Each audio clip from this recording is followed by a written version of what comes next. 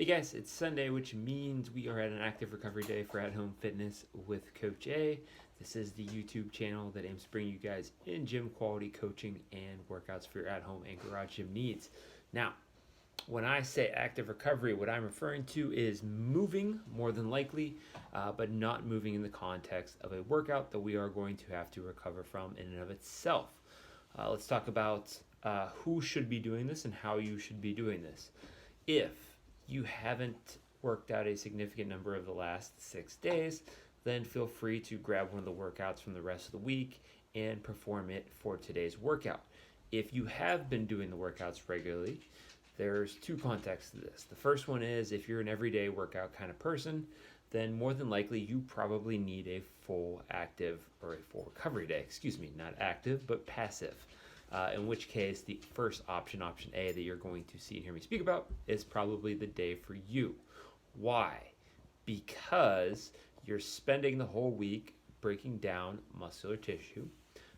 By doing the workouts, you're literally creating damage, right? Which is part of the equation. We need to do that in order to rebuild those tissues and to create growth or gains, whatever you might want to call them, increase strength, things like that. So, if we are not giving ourselves the proper rest that we would need, the proper recovery we would need, that stuff's never going to get built back up anyway. Therefore, you're never going to see the gains that you're working your butts off for because your body isn't able to heal, recover, and show you those gains.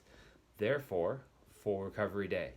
If we are working out many days a week, but we are taking days off during the week, specifically not today, then this could possibly be more of an active recovery day. In which case, options B, C, and D may be more for you. Stick around and I will speak about those in a second. All right, option a full recovery day, which means we do not do anything, let alone everything. Sit down, take a load off, rest, relax, recover. Does not mean you are forced to be stuck in bed. It just means you need to take a day off. All right, our first actual active recovery day option, option B, is going to be steady state cardio. 20 to 60 minutes is not necessarily equal for everybody. I have a pretty high aerobic threshold.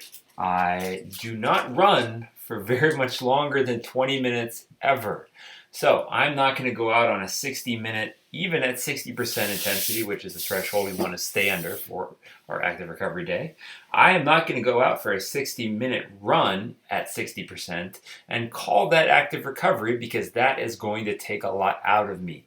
Now, this could be any of the basic cardiovascular activities, using a rowing machine, using a ski erg, riding a bike, etc. Going for a hike, just keep it at or below 60% intensity the entire time. You should be able to have a conversation with whatever you're doing. This will allow the body to flush out lactic acid and help aid the recovery process without forcing us to recovery from this specific activity. Option C is going to be yoga or mobility to improve our flexibility, range of motion, lengthen those muscle tissues, help them recover, relax, all of those good things. So what we're looking at here can be anywhere from 20 to 60 minutes. 60 minutes might seem kind of long, but if you guys are going to a slow-paced yoga class, that is probably going to last 60 minutes anyway. Now, it can be in a class atmosphere, such as a yoga studio, or it can be alone at home. It can be programmed based on a mobility session site or something along those lines, or it can be by feel, meaning you're basically feeling out what hurts and you're working on that as you go. All right, guys, our last active recovery option here, option D, is going to be called performance care. Performance care is a term that was started by Active Life that essentially means we are working on the quality of movement that our body can perform by focusing on things that improve range of motion, increase our flexibility, maybe some light aerobic cardio activity. You could see some light running, rowing, quality ski erging, stuff like that here. You can also actually see some strength work, specifically geared towards promoting balance, uniformity, things like that. Maybe we have a stronger right hip than left hip. That's one of the things we could work on here. Maybe our quad and our step ups are off. So we're stepping up much stronger on our right leg than we are on our left. Maybe we lack range of motion on one side versus the other. You might see some mobility or flexibility movements here. But basically, this is kind of like a quality AMRAP, if you will. You're going to go for about 20 to 30 minutes, mostly because anything beyond that, you're probably just working on too many things at once.